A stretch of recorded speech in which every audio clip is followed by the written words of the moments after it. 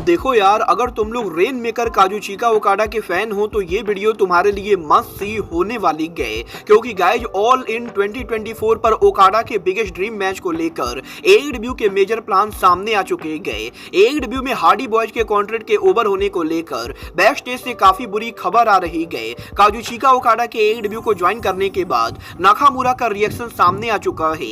एडब्ल्यू के डायनेस्टी पर will osprey किसको फेस करेंगे, इसको लेकर बहुत बड़ी अपडेट आ रही गए। तो गाइज वहीं एडब्ल्यू के कल होने वाले कोलिजन शो के ऊपर हमें यहाँ पर क्या कुछ चीजें देखने को मिलेंगी, इसको लेकर हम इस वीडियो पर बात करेंगे। तो गाइज चलिए बिना किसी देरी के शुरू करते हैं इस वीडियो को, और सबसे पहले बात करते हैं रेन मेकर काजुचिका ओकाडा की। वेल गाइज ये चीज तो हम सभी लोगों ने देखा, आज यहाँ पर एडब्ल्यू के एटलांटा में डायनामाइट शो के ऊपर रेन मेकर काजुचिका ओकाडा ने ऑफिशियली एडब्ल्यू पर डेब्यू कर दिया है। और गाइज आज यहाँ पर एडब्ल्यू के डायनामाइट शो के ऊपर ओकाडा के डेब्यू के ऊपर ही वो यहाँ पर एडब्ल्यू पर उनका हील टर्न कर चुके गए, और वो यहाँ पर यंग बस की एलीट फैक्शन को भी ज्वाइन कर चुके गए। बट गाइज यही अब ओकाडा के एडब्ल्यू पर डेब्यू करने के बाद फाइनली यहाँ पर ओकाडा के one of the closest friend Shinsuke Nakamura की तरफ से ओकाडा को लेकर रिस्पांस आ रहा है। वेल गाइज एडब्ल्यू ने जब सोशल मीडिया के ऊपर ओकाडा के डेब्यू वीडियो को पोस्ट किया तो गाइज नाकामुरा इस वीडियो के ऊपर कमेंट करते गए, और गाइज नाकामुरा कमेंट करके रियली ट्वीट करते गए, जहां पर नाकामुरा बेसिकली ये जानना चाहते गए कि क्या सच में ओकाडा एडब्ल्यू कंपनी में काम करने वाले गए। बट गाइज यही आज ओकाडा के डेब्यू के ऊपर ही ओकाडा के हील टर्न के बाद अब काफी सारे रेसलिंग मार्क्स यहां पर एडब्ल्यू कंपनी से नाराज हो चुके गए, और गाइज कई सारे लोगों का ये मानना है कि एडब्ल्यू कंपनी को ओकाडा का हील टर्न नहीं कराना चाहिए था। तो गाइज वही कई सारे लोगों का ये कहना है कि काजुचिका ओकाडा ने एनजेपीडब्ल्यू में बेबी फेस के तौर पर एनजेपीडब्ल्यू के अंदर इतने बड़े मेगा स्टार बनने के बाद एडब्ल्यू कंपनी के ओकाडा के हील टर्न के वजह से ओकाडा का करियर बर्बाद होने वाला है। वेल गाइज अब यहाँ पर मुझे तो ये नहीं पता है कि रेसलिंग फैंस ओकाडा को कब से फॉलो करते गए, बट गाइज मैंने यहाँ पर ओकाडा के करियर को शुरुआत से फॉलो किया है, और अगर आपको भी ये नहीं मालूम है तो मैं आपको बता दूं, जब यहाँ पर 2012 में ओकाडा एनजेपीडब्ल्यू के अंदर रेन मेकर कैरेक्टर के साथ वापस आए थे, तो गाइज यहाँ पर एनजेपीडब्ल्यू के अंदर ओकाडा के पहले रेन मेकर कैरेक्टर के अंदर वो ओरिजिनली एनजेपीडब्ल्यू में हील बनकर आए थे, जहां पर उस समय ओकाडा ने एनजेपीडब्ल्यू के biggest baby face superstar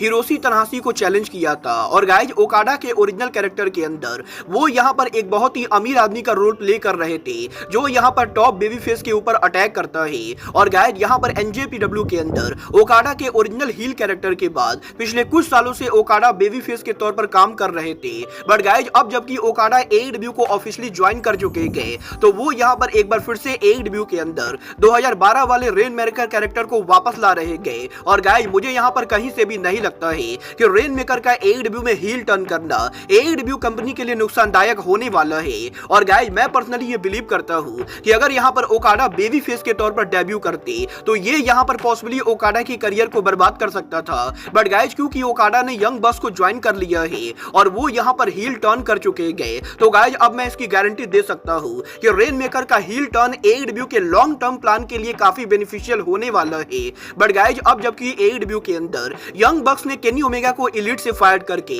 rain maker Okada को एलीट में डाल दिया है, तो गाइज फाइनली यहाँ पर एडब्ल्यू डायनामाइट के ऑफ एयर जाने के बाद केनी ओमेगा ने सोशल मीडिया के ऊपर रेन मेकर के एलीट में आने और उनके फायर होने को लेकर पोस्ट किया है, जहां पर Kenny Omega basically social media के ऊपर उनके ही एक पिक्चर को शेयर करते गए, और केनी ओमेगा इस पिक्चर को शेयर करके ये बताते गए कि वो यहाँ पर ये देखकर बहुत ही ज्यादा शौक है कि एडब्ल्यू के अंदर यंग बक्स ने केनी ओमेगा को एलीट से फायर करके केनी ओमेगा के बिगेस्ट राइवल ओकाडा को एलीट में डाल दिया है। और गाइज यही सोशल मीडिया पर इस चीज के सामने आने के बाद अब यहाँ पर मल्टीपल रिपोर्टर्स ने ये कंफर्म कर दिया है कि एडब्ल्यू के लॉन्ग टर्म प्लान के हिसाब से एडब्ल्यू कंपनी के अंदर काजुचिका ओकाडा और केनी ओमेगा 2024 के एंडिंग से पहले आमने सामने होने वाले गए। और गाइज क्योंकि ओकाडा केनी ओमेगा के करियर के बिगेस्ट राइवल है, तो गाइज इसीलिए एडब्ल्यू के अंदर ओमेगा जब भी उनका रिटर्न करेंगे वो यहाँ पर बेबी फेस के तौर पर रिटर्न करने वाले गए, और गाइज वो यहाँ पर यंग बक्स और ओकाडा के साथ राइवलरी करेंगे। और गाइज इस चीज को लेकर अपडेट आ रही गई कि पॉसिबली केनी ओमेगा और काजुचिका ओकाडा का ये ड्रीम मैच एडब्ल्यू कंपनी इस साल के ऑल इन पेपर व्यू पर बुक कर सकती गए। वेल गाइज देखना बहुत ही दिलचस्प होने वाला है कि एडब्ल्यू के अंदर baby face Kenny Omega versus heel corporate Okada के बीच में ऑल इन पर मैच एडब्ल्यू कैसे बुक करती गए। वेल आप लोग ओकाडा वर्सेज ओमेगा 5 के लिए एक्साइटेड हो या नहीं, आप लोग मुझे कमेंट करके बताइए। बट गाइज जहां तक बात रही AEW के आज हुए डायनामाइट शो की, तो गाइज यहीं आज AEW के डायनामाइट शो के एंडिंग के ऊपर विल ऑस्प्रे और ब्रायन डेनियल्सन के हुए कन्फ्रंटेशन के बाद अब रेसलिंग ऑब्जर्वर डेव मेल्जर ने इस चीज को कंफर्म कर दिया है कि AEW के upcoming pay per view wrestle dynasty के ऊपर पॉसिबली ब्रायन और विल ऑस्प्रे का मैच होने वाला है। और आज यहां पर डायनामाइट के एंडिंग के ऊपर ब्रायन और विल ऑस्प्रे के हुए कन्फ्रंटेशन के बाद अब AEW कंपनी ब्रायन और विल ऑस्प्रे का ये मैच AEW के new pay per view wrestle dynasty पर बुक करेगी। और गाइस यहां पर रेसलिंग ऑब्जर्वर का ये कहना है कि जब से यहां पर विल ऑस्प्रे ने AEW कंपनी को ज्वाइन किया था तभी से टोनी खान ब्रायन ऑस्प्रे के मैच को बुक करना चाहते थे। और गाइस क्योंकि 2024 के एंडिंग के ऊपर ब्रायन यहां पर फुल टाइम करियर से रिटायरमेंट लेने वाले गए, तो गाइस इसीलिए ब्रायन के रिटायर होने से पहले टोनी खान अब यहां पर रेसल डायनेस्टी के ऊपर ऑस्प्रे और ब्रायन के मैच को बुक करने वाले गए। वेल देखना बहुत ही दिलचस्प होने वाला है कि ऑस्प्रे और ब्रायन के इस मैच को कौन जीतता है। बट गाइस चलिए फिलहाल आगे बढ़ते और बात करते हैं AEW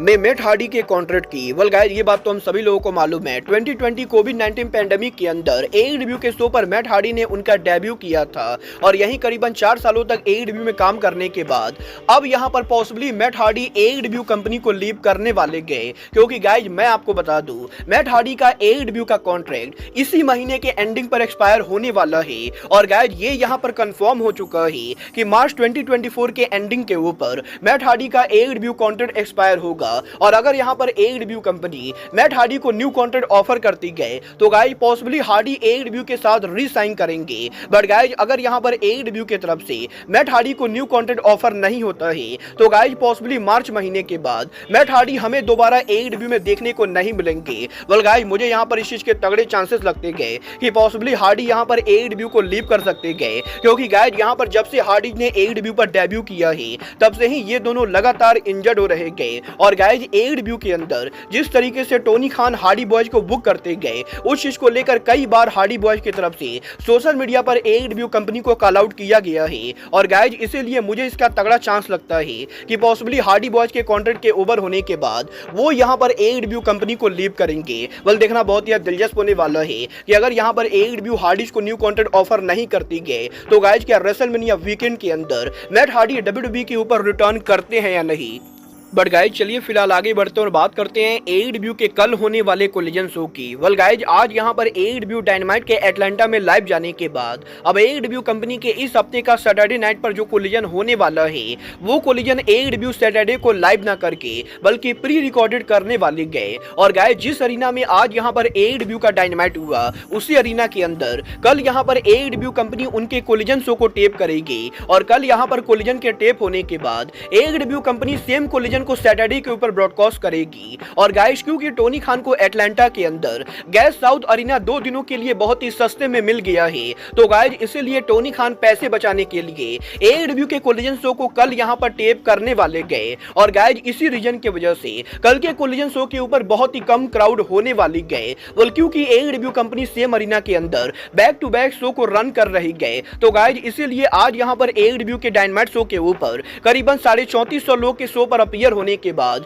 कल यहां पर AEW के कोलिजन शो के ऊपर मुश्किल से 2500 लोग भी नहीं होने वाले गए। क्योंकि गाइस कल वाले कोलिजन की ओवरऑल कैपेसिटी AEW कंपनी ने करीबन यहां पर 2553 के बराबर रखी गए, जहां पर 2553 टिकट में से AEW अभी तक मात्र 2200 टिकट सोल्ड आउट कर पाई गए। और अब भी यहां पर कल के कोलिजन शो के ऊपर AEW को करीबन 300 से ज्यादा टिकट सोल्ड आउट करना बाकी गए। और गाइस अगर यहां पर AEW ये टिकट सोल्ड आउट भी कर देती गए तब भी यहां पर AEW के कोलिजन शो के ऊपर डायनामाइट के मुकाबले करीबन 1000 कम क्राउड होने वाली गए, जो कि AEW के कोलिजन पर देखने में काफी बेकार लगेगा। और गाइस टोनी खान ने कोलिजन को रिकॉर्ड करके उनके पैसे तो बचा लिए हैं, बट गाइस कैमराज के ऊपर AEW का कोलिजन शो काफी खराब लगने वाला है। वेल ये तो बात ही कोलिजन के टिकट सेल की, बट गाइस आइए बात करते हैं कल के कोलिजन के मैचेज और सेगमेंट की। वेल गाइस कल यहां पर AEW के कोलिजन शो के ऊपर हमें यहां पर CML रेसलिंग के one of the biggest superstar titan यहां पर AEW पर डेब्यू करते हुए दिखाई देंगे। जहां पर कल टिटैन के डेब्यू मैच के अंदर वो यहां पर कोलिजन शो पर क्रिस जेरिको को 1-on-1 सिंगल मैच में फेस करेंगे।